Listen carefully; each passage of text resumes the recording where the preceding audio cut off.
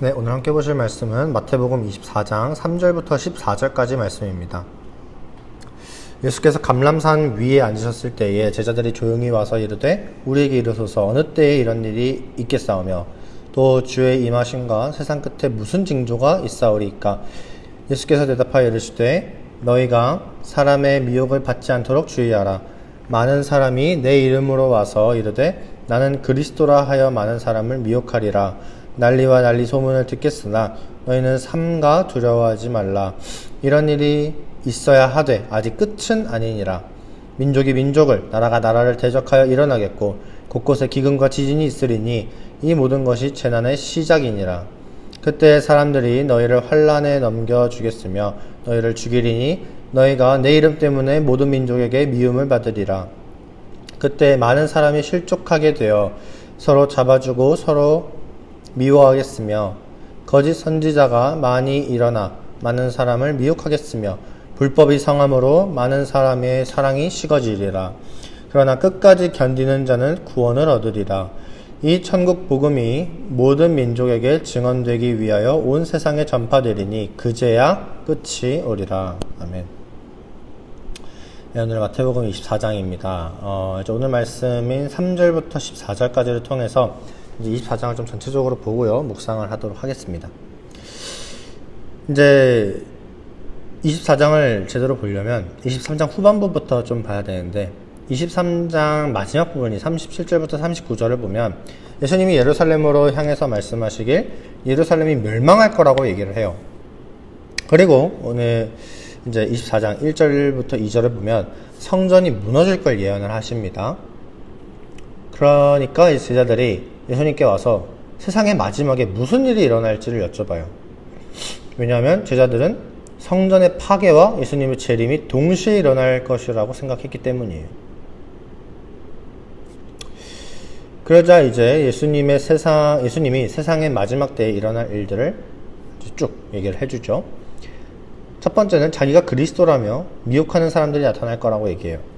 그리고 민족과 나라가 서로 대적하고 곳곳에 기근과 지진이 일어나고 또 많은 사람들이 예수님의 그 이름 때문에 죽임을 당하고 미움받을 거라고 얘기합니다. 고난을 당할 거란 얘기죠. 그래서 많은 사람들이 실족하고 서로 미워할 거라고 말씀을 합니다. 이제 15절부터 이런 내용들이 쭉 나와요. 그런데 우리는 보통 종말에 대해 생각할 때 아주 먼 미래, 갑자기 막 온 세상이 혼란스러워지고 다 무너져 내리고 정말 세상이 망하는구나, 그런 걸 느끼면서 종말이 다가올 거라고 생각을 하는데 그건 이제 영화에서나 얘기를 하는 거고, 실제 종말은 그런 게 아니에요. 종말은 예수님의 재림과 함께 이루어지는 겁니다. 그렇다면 예수님의 언제 재림하냐? 물론 정확한 때는 우리가 알 수 없어요. 십자가에서 죽으시고 부활하셔서 승천하신 이후에 언제든지 재림을 할 수 있죠. 즉 지금이 바로 그 종말이 이루어지기 전에 있을 환난의 시기라는 겁니다. 예수님이 승천하신 이후에 우리는 그 시간 속에서 살아가고 있어요. 그래서 초대교회 성도들을 보면 예수님을 믿는다는 이유로 박해를 많이 당하죠. 죽임도 당하고. 과거의 선교사님들처럼 복음을 전하다가 목숨을 잃기도 했습니다. 그리고 오늘 말씀 7절에서처럼 민족끼리 대립하고 나라가 대립하고 전쟁이 일어나죠. 오늘날 그러고 있어요. 또 곳곳에서 기근과 지진이 이 시대에 오늘날 일어납니다. 또 여기저기서 자기가 메시아라는 사람들이 계속해서 나타나요. 이 시대에. 종말은 먼 곳에 있는 게 아니라 우리가 살아가는 지금이 종말의 시대입니다. 근데 예수님이 또 이렇게 얘기하세요. 13절을 보면 끝까지 견디는 자는 구원을 얻는다.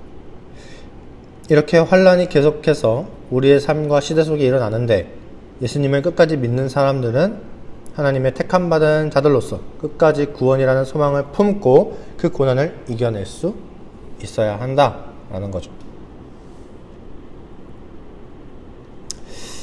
이제 22절을 통해서 또 우리에게 위로도 주세요. 그 날들을 감하지 않으면 모든 육체가 구원을 얻지 못할 것이나 택하신 자들을 위해서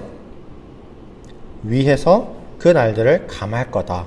즉 그리스도인들이 겪을 환란이 너무 힘들고 고통스럽기 때문에 그걸 감하지 않으면, 줄이지 않으면 모든 사람들이 다 떠날 거란 얘기예요. 그럼 구원받을 사람이 없겠죠?